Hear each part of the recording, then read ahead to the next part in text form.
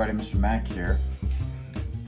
I'm going to go over the solutions for number 8 on the constructing triangles assignment, where all the previous 7 already have tutorials on the Math Open Reference. This one does not. So I hope you took the opportunity to try to figure it out on your own. But if you're not sure what's going on here, we'll take a look at it with you. Show why angle side-side is ambiguous.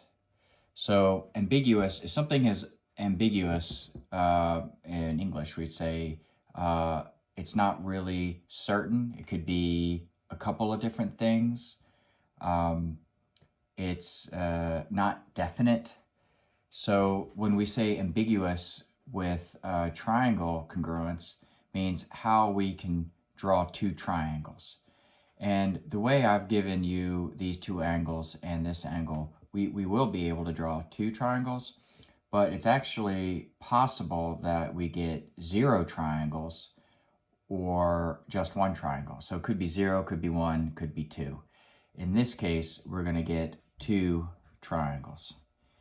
And so this will show why side-side angle or angle side-side, let's say side-side angle, why this does not work for proving triangles congruent. Okay, so we have these 2 sides, segment AB, BC, and angle A. And so we have to copy 2 segments and the angle in side-side angle order. So I'm going to start off with the biggest side first. So I'm going to draw point A, and I'm just going to make a ray, and I want to find B here so it's the same length as the given segment. So I'm just going to measure from A to B like that, and then bring it down. And this arc, we're going to label this B, right? And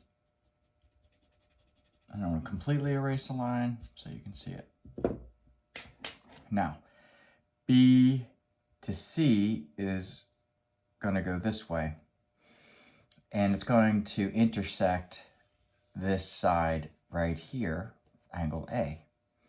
So we can't create segment BC yet because we don't have an angle to work with. So let's make angle A. So we need 3 arcs for copying an angle. And that's the first arc. It needs to intersect the angle at 2 places. And we're going to use the same radius on our point A here. And now we already have this intersection matches with this intersection. These correspond. This one matches with, we don't know. So we're going to use our compass, and we're going to use the compass to measure the distance between these 2 intersections here on the arc. So measure that, and then I'm going to bring it down here and go from our corresponding point that was here, and then make an arc. So through this arc, this is our intersection. From point A, we can draw our angle. Now this angle here is going to be congruent to this angle here.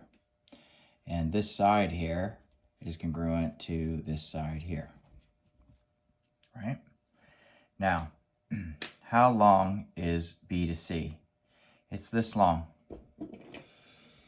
So how do we draw it from B to C on the line that gives us the right distance? Well, again, we're going to measure B to C, and we're going to copy this length. And what we're going to do is we're going to make an arc until it crosses at the line. And well, let's just do that. And I draw that back, right there. And we could say, oh, there's C right there. But the problem is, there's another triangle here, which makes this ambiguous, because I could have drawn an arc up here. So let's redraw this. Just scoot it up here. And let's say we just redo all the steps. So here's my triangle right here. And I got doubles on this one right here. Okay, so I mean, there it is. All these sides correspond and the angle, there it is. There's the triangle. That's the one triangle. So let's do so let's call all these A1, B1, C1. That's the first one. Let's make another one down here. So we're going to follow the same steps as before. We're going to do A to B and copy this segment. We can call this B2 and A2. And this is going to be the same as that, which is the same as that. And now I need to copy the angle. So I'm just going to go off the same angle here for A2. And then I might be off of the thing over here. Let's just slide my camera up. See, I'm just doing the copy angle just as we did before.